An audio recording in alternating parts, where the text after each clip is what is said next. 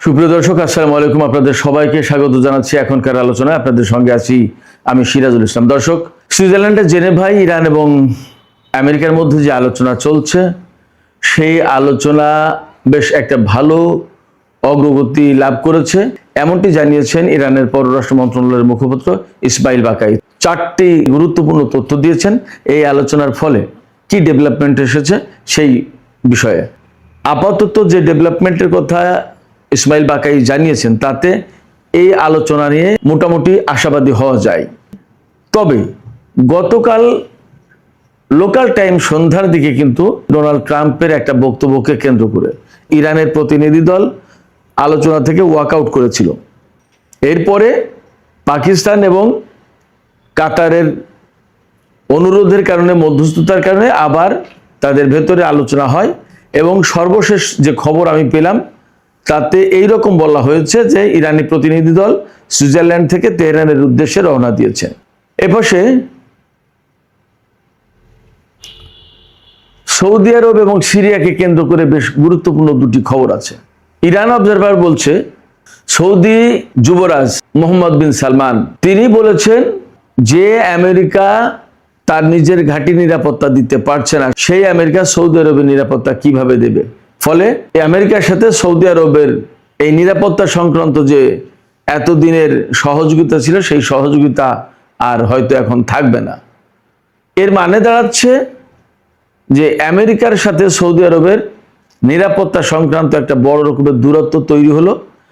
তার মানে হচ্ছে মধ্যপ্রাচ্যে অনেক বড় পরিবর্তন আসতে যাচ্ছে যদি এই বক্তব্য সঠিক হয়।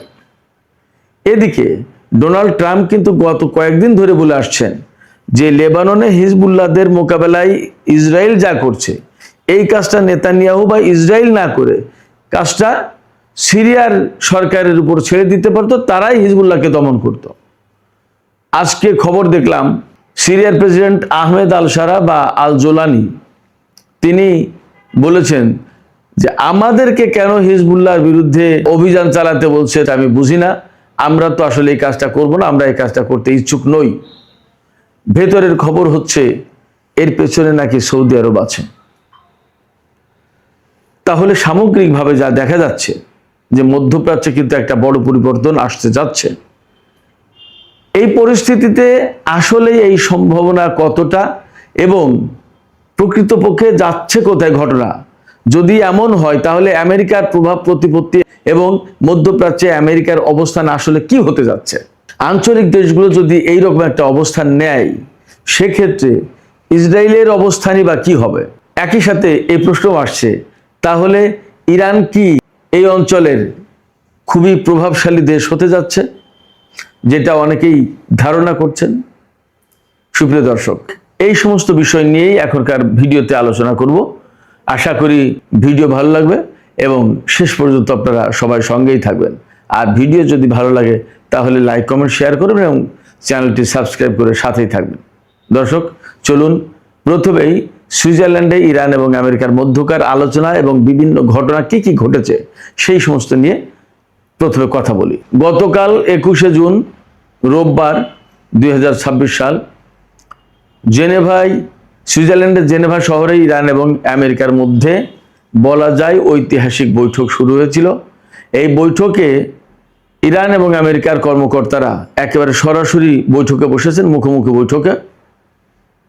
বৈঠকে কি কি আলোচনা হয়েছে সেই দিকে যাওয়ার আগে কি কি ঘটেছে তাই একটু বলি।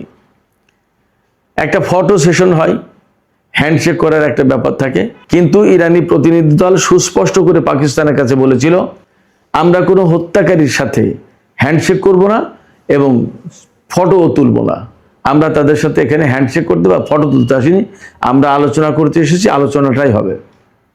তার মানে খুব একটা শক্ত অবস্থান নিয়েছে আমেরিকার সাথে। তার মানে এর ভেতর দিয়ে এই বার্তা ক্লিয়ার যে এই আলোচনা হলেও আমেরিকার সাথে ইরানের যদি কোনো চুক্তি হয়ও, তার মানে আমেরিকার সাথে ইরানের সম্পর্ক স্বাভাবিক হয়ে যাচ্ছে না।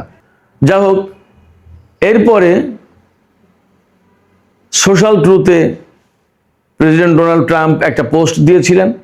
সেই পোস্টে বলেছেন, ইরান যদি হিজবুল্লাহর তৎপরতা যদি লেবাননে কন্ট্রোল না করে, নিয়ন্ত্রণ না করে, তাহলে আমরা ইরানের উপরে ব্যাপক বড় রকমের হামলা চালাবো, যা গত সপ্তাহের হামলার চেয়ে অনেক বেশি কঠোর হবে। এই যে হুমকি দিয়েছেন ডোনাল্ড ট্রাম্প, এই হুমকির পর ইরানের কর্মকর্তারা ভীষণভাবে ক্ষিপ্ত হয়ে ওঠেন, ক্ষুব্ধ হয়ে ওঠেন এবং তারা প্রতিবাদ করে আলোচনা থেকে ওয়াক আউট করে। তারা আর গতকাল সন্ধ্যায় কোনো আলোচনায় বসেননি। ইরানের কর্মকর্তারা এখন দাবি করেছেন যে ট্রুথ সোশ্যালে ডোনাল্ড ট্রাম্প এই পোস্ট দিয়েছেন, সেই ট্রুথ সোশ্যালে ওনাকে দুঃখ প্রকাশ করে সরি বলে পোস্ট দিতে হবে। ডোনাল্ড ট্রাম্প তাতে রাজি হচ্ছেন না। এই ব্যাপারে পাকিস্তানের কাছে পরিষ্কার বার্তা দিয়েছে ইরান, পাকিস্তান এবং কাতারের কাছে। পাকিস্তান এবং কাতার আমেরিকার কাছে এই মেসেজ পৌঁছে দিয়েছে। দেওয়ার পরে ডোনাল্ড ট্রাম্প তাতে রাজি হচ্ছেন না বলে শেষ খবর। আমি এই ভিডিও যখন শেষ করে ফেলবো তারপরে কি হয় সেটা আমি এখনই বলতে পারছি না।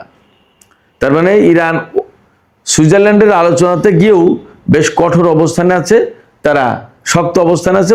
মেসেজ কিন্তু ক্লিয়ার মেসেজ দিচ্ছে আমেরিকাকে। যা হোক, এর আগে পরে যে সমস্ত আলাপ আলোচনা হয়েছে ইরানের সাথে আমেরিকার, তাতে ইরানের পররাষ্ট্র মন্ত্রণালয়ের মুখপাত্র ইসমাইল বাকাই তিনি যে তথ্য দিয়েছেন তাতে 4টা ইনফরমেশন খুব গুরুত্বপূর্ণ। তিনি বলেছেন যে 4টা বিষয়ে অগ্রগতি হয়েছে এবং ইরানের পররাষ্ট্রমন্ত্রী সাইদ আব্বাস আরাকচি থেকে শুরু করে অনেকেই বলছেন যে আমেরিকার সাথে যে আলোচনা হয়েছে সেটা একটা ভালো অগ্রগতি। আলোচনা যদি এইভাবে এগিয়ে যায় তাহলে হয়তো একটা ভালো রেজাল্ট আসতে পারে। কি কি অগ্রগতি হয়েছে সে ব্যাপারে ইসমাইল বাকাই যা বলেছেন তা হচ্ছে, লেবাননের যুদ্ধক্ষেত্র শান্তিপূর্ণ স্থিতিশীল করার জন্য কনফ্লিক্ট কন্ট্রোল ইউনিট গঠন করা হয়েছে। অর্থাৎ ইরান, আমেরিকা বা এর সাথে কাতার, পাকিস্তান সবাই মিলে হয়তো এমন একটা ইউনিট গঠন করেছে যারা লেবাননের যুদ্ধবিরতি, লেবাননের স্থিতিশীলতা এই ব্যাপারে কাজ করবে। এরই মধ্যে গতকাল কিন্তু সুইজারল্যান্ডে মার্কিন কর্মকর্তা যারা ছিলেন তাদের সাথে টেলিফোনে কথা বলেছেন লেবাননের প্রেসিডেন্ট জোসেফ আউন। তিনি লেবাননে যাতে স্থিতিশীলতা ফিরে আসে সেই ব্যাপারে তিনি অনুরোধ করেছেন। যা হোক, ইসমাইল বাকাই বলেছেন যে লেবাননে স্থিতিশীল অবস্থা ফিরিয়ে আনার জন্য একটা কনফ্লিক্ট কন্ট্রোল ইউনিট গঠন করা হয়েছে।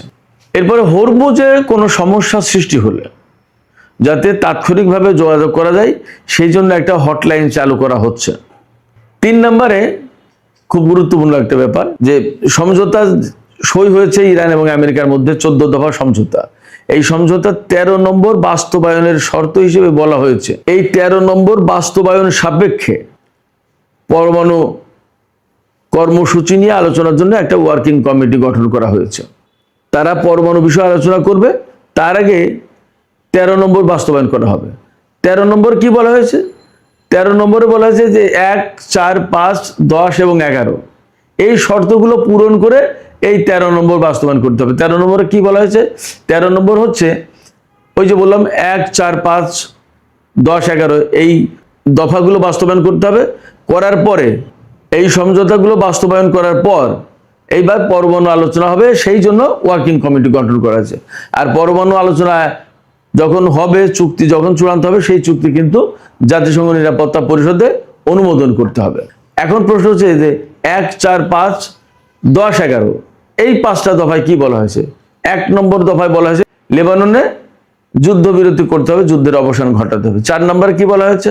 4 নম্বরে বলা হয়েছে ইরানের চারপাশ থেকে মার্কিন সেনা প্রত্যাহার করতে হবে। 5 নম্বরে কি বলা হয়েছে? 5 নম্বরে বলা হয়েছে ইরানি ব্যবস্থাপনায় 30 দিনের মধ্যে হরমুজ প্রণালী খুলে দিতে হবে, ইরানি ব্যবস্থাপনায়। 10 নম্বরে বলা হয়েছে আলোচনা চলার সময় আমেরিকা মধ্যপ্রাচ্য অঞ্চলে নতুন করে কোনো সেনা মোতায়েন করতে পারবে না এবং ইরানের উপর নতুন করে কোনো নিষেধাজ্ঞা আরোপ করতে পারবে না। আর 11 নম্বরে বলা হয়েছে 60 দিনের আলোচনার মধ্যে ইরানের যে আটকে থাকা অর্থ আছে $24 বিলিয়ন, এটা পুরো ক্লিয়ার করে দিতে হবে। তবে আলোচনা শুরুর আগে, পরমাণু বিষয়ে যে আলোচনা শুরু হবে সেই আলোচনা শুরুর আগে এর অর্ধেকটা মুক্ত করতে হবে। এই ছিল 11 নম্বরের। অর্থাৎ এই দফাগুলো বাস্তবায়ন করার পর 13 নম্বর দফা বাস্তবায়নের প্রশ্ন। 13 নম্বর দফায় কি কথা? পরমাণু নিয়ে আলোচনা শুরু হবে 60 দিনের মধ্যে। এই পরমাণু নিয়ে আলোচনা শুরু করার জন্য একটা ওয়ার্কিং কমিটি গঠন করেছে, কিন্তু পরমাণু নিয়ে আলোচনা কিন্তু শুরু হয়নি। এই যে 1, 4, 5, 10 এবং 11 এই দফাগুলো বাস্তবায়ন করলেই আলোচনা শুরু হবে। এরপরে ইরানের যে সমস্ত আটকে থাকা অর্থ, সেই অর্থগুলো তো রিসিভ করতে হবে, গ্রহণ করতে হবে। কিভাবে গ্রহণ করবে? এই অর্থগুলো কাতারের কাছে আসবে এবং কাতার থেকে ইরান যাতে গ্রহণ করতে পারে সেই জন্য কাতারের সাথে ইরানের একটা চুক্তি হয়েছে, গতকালকেই সেই চুক্তি হয়েছে, সই করেছে। তার মানে ইরান আটকে থাকা এই অর্থ ফেরত পেতে যাচ্ছে।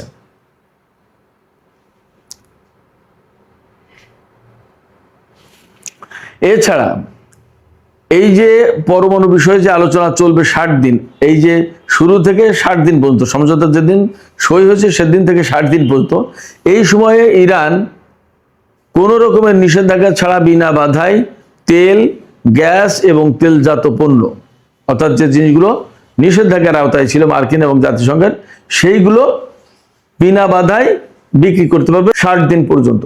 এই ব্যাপারে আমেরিকার কাছ থেকে প্রয়োজনীয় ডকুমেন্ট নিয়েছে ইরান। তার মানে বেশ একটা ভালো অগ্রগতি। ইরান বলেছে কাতার এবং পাকিস্তানের প্রচেষ্টায় লেবাননের যুদ্ধবিরতির ব্যাপারে আসলে বেশ একটা ভালো অগ্রগতি হয়েছে। দেখা যাক পরিস্থিতি কোথায় যায়। এদিকে আমেরিকার উপরে ইরান কিন্তু প্রচন্ড চাপ সৃষ্টি করেছে। লেবানন থেকে সেনা প্রত্যাহারের ব্যাপারে ইরান আমেরিকার উপর যে চাপ সৃষ্টি করেছে ইসরায়েলি সেনা প্রত্যাহারের ব্যাপারে, সেই চাপের কারণে ডোনাল্ড ট্রাম্প নেতানিয়াহুকে ফোন করেছে এবং চাপ দিয়েছে। দেওয়ার পরে নেতানিয়াহু পার্শিয়ালি অর্থাৎ আংশিক সেনা প্রত্যাহারে রাজি হয়েছে দক্ষিণ লেবানন থেকে। তবে বাস্তবতা হচ্ছে দক্ষিণ লেবাননে একটা সেনা থাকতেও সম্ভবত ইরান আমেরিকার সাথে আলোচনায় বসবে না, কারণ যুদ্ধবিরতি কমপ্লিটলি কার্যকর হবে। আর যুদ্ধবিরতি কার্যকর হওয়া মানে লেবাননের ভূমি থেকে ইসরায়েলের সেনা সব প্রত্যাহার করতেই হবে, না করলে হবে না। এই ছিল ইরান এবং আমেরিকার মধ্যে সুইজারল্যান্ডের জেনেভা শহরে যে আলোচনা হয়েছে, সেই আলোচনা সম্পর্কিত মোটামুটি গুরুত্বপূর্ণ তথ্য আমি আপনাদের সামনে তুলে ধরলাম। এখন সৌদি আরব এবং সিরিয়ার প্রেসিডেন্ট, সৌদি আরবের যুবরাজ মোহাম্মদ বিন সালমান এবং সিরিয়ার প্রেসিডেন্ট আহমেদ আল সারা ওরফে জোলানি, তাদের বক্তব্য নিয়ে কিছু কথা আছে, সেগুলো বলি, একটু বিশ্লেষণ করি, তারপরে এই আলোচনা শেষ করব। সৌদি আরবের যুবরাজ মোহাম্মদ বিন সালমান বলেছেন, তার উদ্ধৃত করে ইরান অবজারভারে বলা হচ্ছে যে সৌদি প্রিন্স বলেছেন, আমেরিকা যেখানে নিজের ঘাঁটির নিরাপত্তা দিতে পারছে না সেখানে তারা আমাদের নিরাপত্তা দেবে কি করে? অতএব তাদের আর নিরাপত্তার প্রয়োজন নেই। নিরাপত্তা সংক্রান্ত যে সহযোগিতা, এই সমস্ত দরকার নেই। আমেরিকা আমেরিকার মতোই থাকুক, আমরা আমাদের মতো থাকি, আমরা আমাদের ব্যাপারটা দেখব। একই সাথে সিরিয়ার প্রেসিডেন্ট আহমেদ আল সারা ওরফে জুলানি, তিনি কি বলেছেন সে কথাটাও বলি, এই কারণে যে সেটাও সৌদি আরবের সাথে একটা রিলেশন আছে, যার কারণে আমি একবারে উল্লেখ করে তারপরে এই দুটো ঘটনা বিশ্লেষণ করি। মার্কিন প্রেসিডেন্ট ডোনাল্ড ট্রাম্প বারবারই বলছেন সোশ্যাল ট্রুথে বা বিভিন্ন জায়গায় বক্তৃতায় যে লেবাননে যে হিজবুল্লাহ আছে তাদেরকে তো কন্ট্রোল করার জন্য, তাদেরকে ধ্বংস করার জন্য সিরিয়ার প্রেসিডেন্টকে দায়িত্ব দিলেই হয়, সেই এই কাজটা করে দিতে পারতো ভালো। কেন কথা বলছেন? যাতে ইসরায়েল না করে, ইসরায়েলের সাথে তো যুদ্ধবিরতিটা তাহলে হয়ে যায়, সিরিয়া দেখুক ব্যাপারটা। কিন্তু ফ্যাক্ট হচ্ছে কি, লেবানন থেকে ইসরায়েলকে সরিয়ে নিয়ে যে যদি সেখানে সিরিয়াকে দেওয়া হয়, তো ইরান কি সেটা মানবে? প্রথম কথা। দ্বিতীয় কথা, কেন সিরিয়ার প্রেসিডেন্টকে সেখানে লাগিয়ে দিতে চাইছে? এই কারণে ইসরায়েলকে সরিয়ে নিল, কিন্তু হিজবুল্লাহকে ধ্বংস করার জন্য আর একটা বাহিনীকে লাগিয়ে দেওয়া হলো, এবং সেটা মুসলিম বিশ্বে। তার মানে সংকটটা আরো বেশি মারাত্মক অবস্থা ধারণ করলো। এই জায়গায় সিরিয়ার প্রেসিডেন্ট আহমেদ আল সারা তিনি কিন্তু বলেছেন যে না, আমি এই সমস্ত কাজের ভেতরে না, আমার কাজ এটা না, আমি পুরনো অবস্থায় ফিরে যেতে চাই না। একসময় সিরিয়া লেবাননকে কন্ট্রোল করতো, আমরা তা করতে চাই না, এবং হিজবুল্লাহর সাথে আমাদের কোনো দ্বন্দ্ব সংঘাতে যাওয়ার কোনো প্রয়োজন নেই। এই কথা কেন বলছেন? এই কথা বলছেন এর পেছনের যে ব্যক্তি, তিনি হচ্ছেন সৌদি যুবরাজ মোহাম্মদ বিন সালমান। বিভিন্ন সূত্রে খবর আসছে, তিনি সিরিয়ার প্রেসিডেন্টকে বলেছেন যে এই কাজে যাওয়া যাবে না, এটা আপনার কাজ না।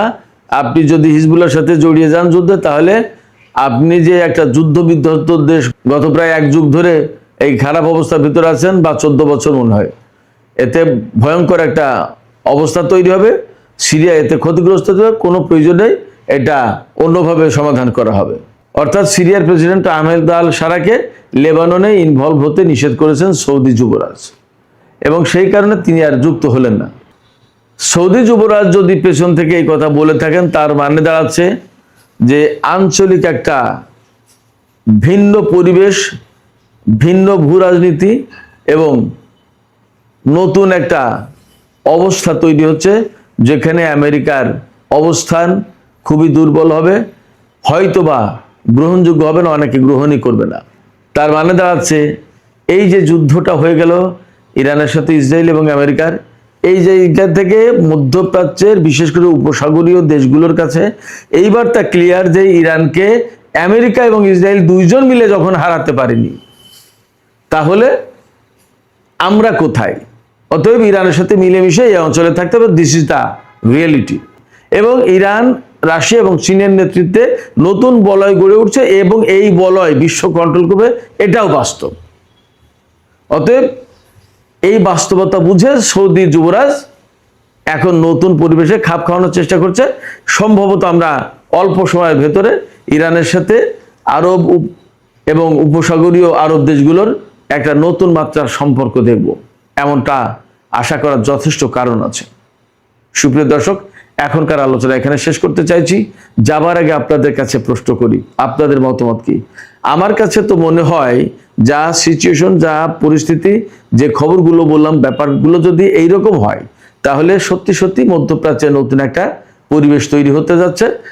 বিরাট পরিবর্তনের ভেতর দিয়ে নতুন মধ্যপ্রাচ্য গড়ে উঠবে আমার কাছে মনে হচ্ছে, এবং সেখানে ডেফিনেটলি ইরান একটা গুরুত্বপূর্ণ শক্তি হবে, যার সাথে সবাই সহযোগিতামূলক সম্পর্ক গড়ে তোলার চেষ্টা করবে। আপনাদের কি মনে হয়? আপনাদের মতামত কমেন্টে জানাতে পারেন। আর ভিডিও ভালো লাগলে লাইক, কমেন্ট, শেয়ার করবেন এবং চ্যানেলটি সাবস্ক্রাইব করে সাথেই থাকবেন। দর্শক, আলোচনা এখানেই শেষ করছি। আপনারা সবাই অনেক অনেক ভালো থাকুন। আপনাদের সবার অনেক মঙ্গল কামনা করছি। আল্লাহ হাফেজ।